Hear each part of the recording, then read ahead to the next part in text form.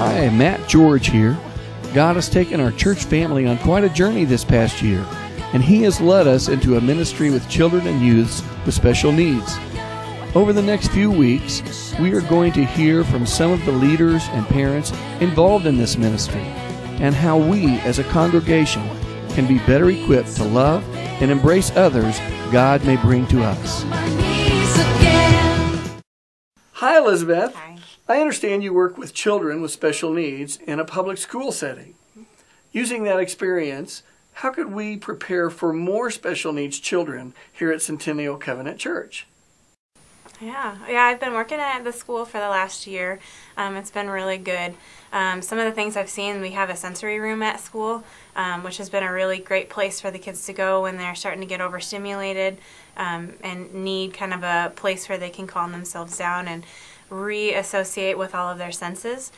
Some of the typical things that I've seen in there, I've seen lava lamps, beanbag chairs, little things. When you think about all of the five senses that they can address, you know, things that they can touch. We have at school, we have some beans inside a container that a kid can just kind of run his hands through. So it's really individualized. Each kid needs different things, but those are kind of some of the general things that I've seen.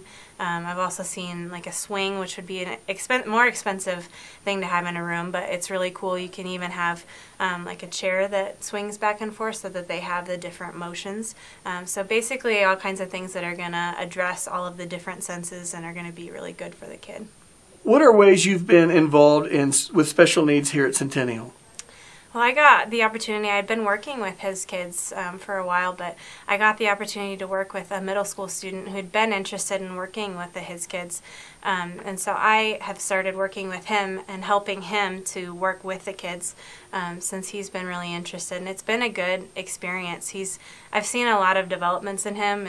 So it's been a good experience. I've seen a lot of growth in him. And yeah, I'd like to continue to see this kind of thing happen at church and grow and expand and develop. It's been really cool. We have two boys, Logan and Gavin. Logan has Asperger's and Gavin is diagnosed with autism.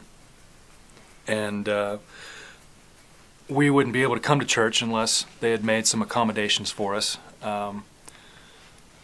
Two specific things come to my mind. Number one is our kids, they don't really sit in one spot and pay attention like typical kids do. They're very likely to just get up and leave the room and run into the parking lot. So they need some special surveillance, and teachers need to have a heightened awareness to make sure that they don't run out the door. The teachers need to know in the class that our kids aren't typical, and they may not participate in the activities that have been set up for the class that day. They may prefer to go, off and do their own thing. And Logan especially likes to bring in some toys from home, something that's familiar to him that makes him feel more comfortable, because this is kind of a new environment, it's unfamiliar. He's surrounded with people who aren't familiar to him. So there's a lot of little things, that have to happen. And we wouldn't be able to come to church if these things hadn't been, supported and made available. Most parents would be terrified or, relieved. We threw a party when Logan was diagnosed with Asperger's, because we finally figured out what it was. And how to help him. We were less happy when Gavin was diagnosed. I remember that day. That was kind of a quiet ride home. But, it's a relief to have the diagnosis and know what's going on with them.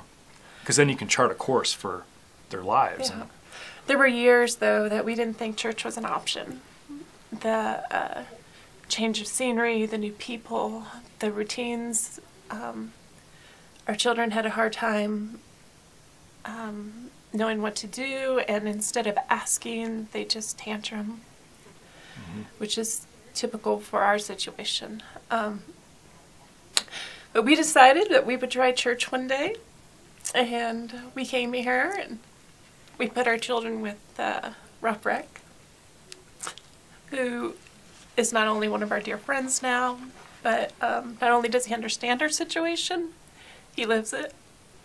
But one of the things that they did was, early on, they set up a little square piece of carpet tile in a corner for Logan to go and sit and Have his spot. have his little spot, do his own thing. And that's something that he is able to take ownership of and feel comfortable with, and that's a familiar thing for him.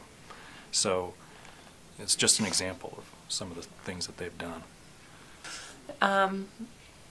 But we just feel really blessed, and if you know people that have children that maybe don't fit into typical settings, talk to us, because